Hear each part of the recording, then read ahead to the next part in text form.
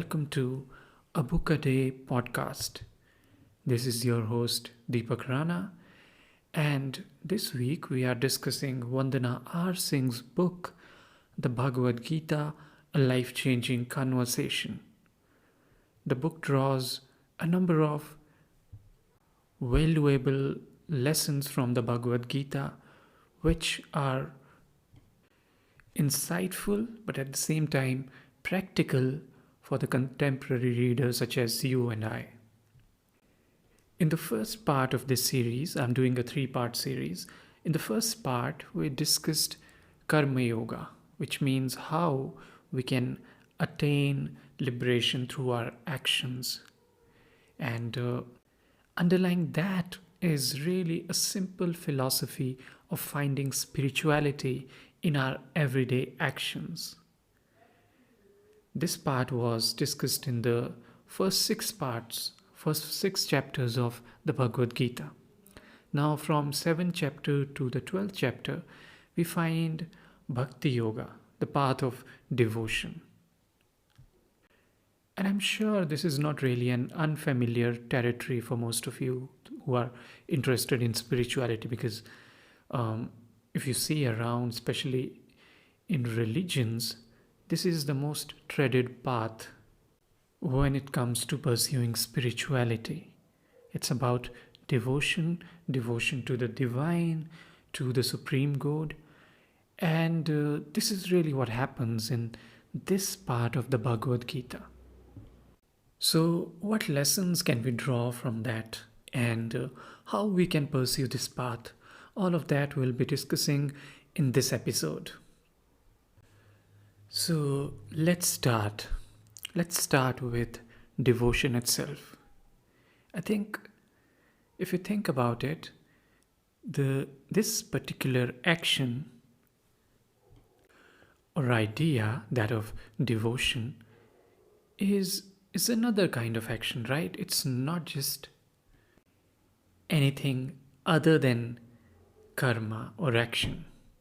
It's a particular kind of karma, particular kind of action where you are devoted to the Supreme God or any other God for that matter. It does not have to be one Supreme God. But if we go by Gita's terminology, we'll find that the idea of the Supreme God is very much there. And one important point to note here is that in this case, the idea of Supreme God is not coming from dualism, it's coming from non-dualism. That means the Krishna, the creator and destroyer of all things, all the universe, that is the ultimate divine power. He is the origin of the entire creation, and it is into him that everything ultimately dissolves. He is present everywhere in nature, in all that you see around, in you and me, everything. He rules them all the things. So this kind of manifestation where the creator is not really different from its creation, that's what we call non-dualism. And that's what we find here in these chapters of the Bhagavad Gita. I make this point because generally speaking, devotion can be of any kind. But if we want to get into the specifics of it, there's a certain level of difference when it comes to devotion to the Supreme Being in non-dualism and dualism. In dualism, you see a clear distinction between the creator and creation. You are the creation, and creator is somewhere at a superior level, and you bow down to the God and you worship the God accordingly. In non-dualism, however, you are a part of it. You are a part of the cosmos. You are a part of the creation, the creator. The creator resides within you. So it's not really that you're different or any way inferior than the creator, but it's just that you're a part of it. And although there is a certain level of devotion, there is a surrender to the divine here, but you can clearly see that difference in the two ideas. And the other reason that I highlight this fact is because Krishna himself spends a lot of time explaining who he is as the supreme being. For example, in one of the verses, he says, "Everything rests upon me as beads strung on a thread." That's a really interesting comparison. So, what he's trying to say here is he's the thread that is running through everything and everything. So, we are the beads in that thread. We have certain degree of freedom, but not really moving beyond that thread. So the nature itself, it operates in a certain way. It follows the laws of physics, laws of nature, universe. But those laws themselves, they are a part of the divinity. And then as we all know, that he shows the infinite nature of his form to Arjuna, and then goes on to say some of the most famous verses in the Gita that you also find in the quotations, such as by the Oppenheimer. So I will recite a couple of them. One in the chapter 9 says, "I am the goal of all living beings, and I am also their sustainer, master, witness, abode, shelter, and friend. I am the origin, end, and resting place of creation. I am the storehouse and eternal seed. I radiate heat as the sun, and I withhold as well as send forth rain.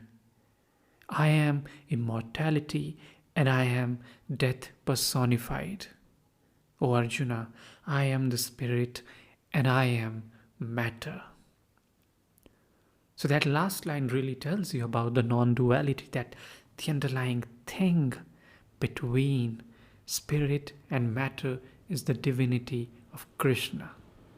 So this idea of non-dualism is not asking you to worship or be devoted to Krishna, that because he's some way a superior being and you need to do that as a moral duty. No, but it's just understanding the creation itself, what it is, how it functions, and then just surrendering to its beauty, its power, its strength, its infinite nature. And also what kind of devotion, as long as we are on that subject, one of the verses in the same chapter, chapter 9, really spells it out. It says that if one offers to me a leaf, a flower, a fruit, or even water with love and pure devotion, I will accept it. So he's just talking about simple acts of devotion. It's the intention that matters. It's how sincerely you are devoted. You're not just doing it for any selfish reasons. You're just surrendering to the sheer beauty and vastness of the universe. And that's really about it. And I think chapter 12, one of the shortest chapters of the Gita, is really significant in that sense. It tells us about the power of love and devotion. And that's what Vandana R Singh explains when she comments on this chapter. That how sincerely we are devoted.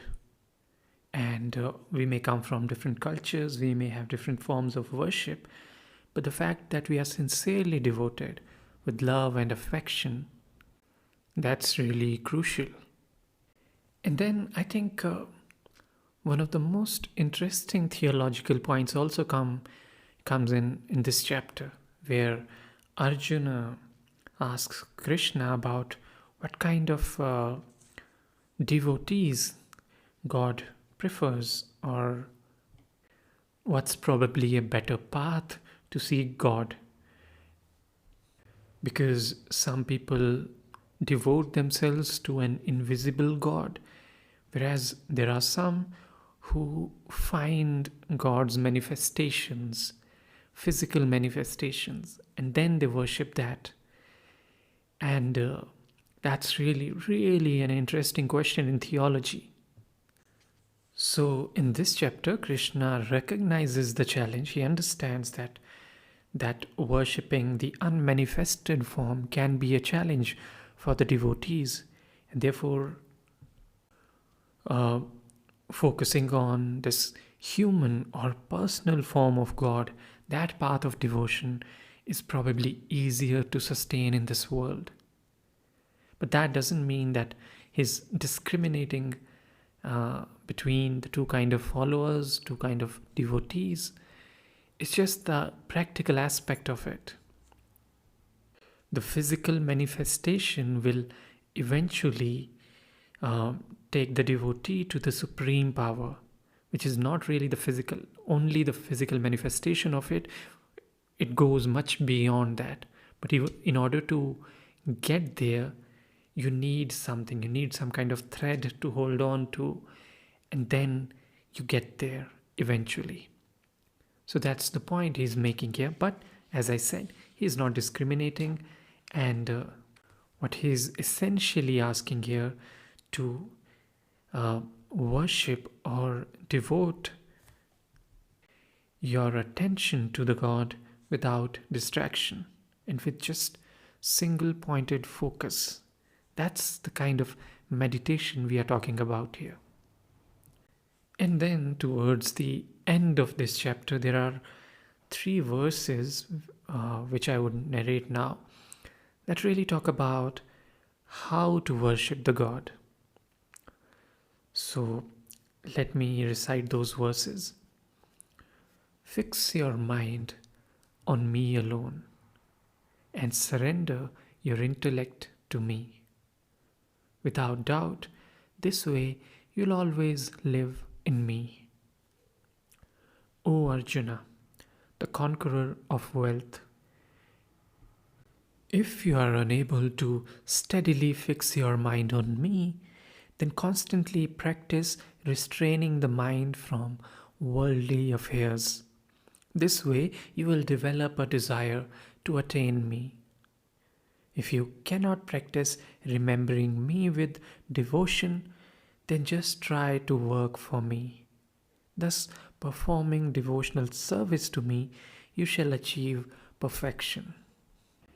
And I think that's a really valuable lesson in the pursuit of spirituality through theistic means.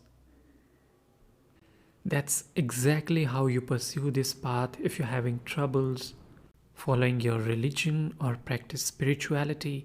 That's exactly the way to go.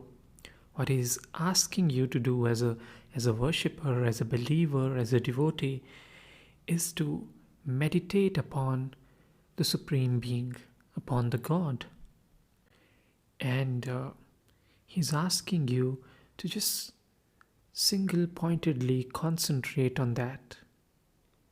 And if you are unable to do so, which happens with all of us all the time, then just try to separate your thoughts from the worldly affairs. Just let your thoughts drift away and bring your concentration on God. And of course, this will take time, but you should pursue this. And even if that remains a challenge, what he's suggesting you to do is to perform devotional services. And that's where religions as institutions really help, because you have plenty of opportunities there to perform devotional services. You get occupied in certain rituals, certain practices, so that what happens is your mind is not really drifting or getting distracted by these countless thoughts, because of the information overload, because of our own anxieties. So that's really a good way to go. You engage in these simple acts of devotion, and that really calms your mind. And if all these things remain challenge for you, you can simply do this task, especially if you are a believer, you're a religious person, that whatever action you do, whatever thing that you're pursuing, whatever tasks you're doing, just on all those activities, just remind yourself that you're dedicating them to God. And then any job you're performing with that intention, you're dedicating it to God, that becomes a devotional service. That becomes a spiritual activity. So, as I said in the beginning, I don't see Karma Yoga very different from Bhakti Yoga. What we are doing in Bhakti Yoga is we are bringing the act of dedication, devotion, sincerity, love, all these things in our actions. And we are directing our mind to the Supreme Being, to the God. And because of which, once again, just like Karma Yoga, everything that we do then becomes an act of spirituality. It gives you a feeling of liberation. And it's really, really therapeutic to the mind. So far, what we have done is we have covered these two paths to attain certain levels of spiritual progress. In one way, which we discussed today, we take the path of what traditional religions subscribe to, which is the path of devotion or worship to God. And in the previous episode, we had only focused on the things that we are doing, the actions that we are performing, and bringing elements of spirituality into those actions without getting into religion. So today's episode would be more suited to traditionally religious people. The first approach might be more helpful to those who are not really spiritual, religious. But then these are two aspects that we have discussed. These are two paths. And there is a third path. The third path is Jnana Yoga, the path of knowledge. And that's really an interesting way to pursue our spiritual goals. And that we'll discuss in the next part of this series. So stay with me, and together we'll get to the concluding chapters of the Bhagavad Gita. Once again, special thanks to Vandana R Singh for her wonderful book and the kind of work that she has put in. And I'm quite sure this book is going to help a lot of readers out there. And with that, I take your leave, and I'll catch you the next time. Thank you.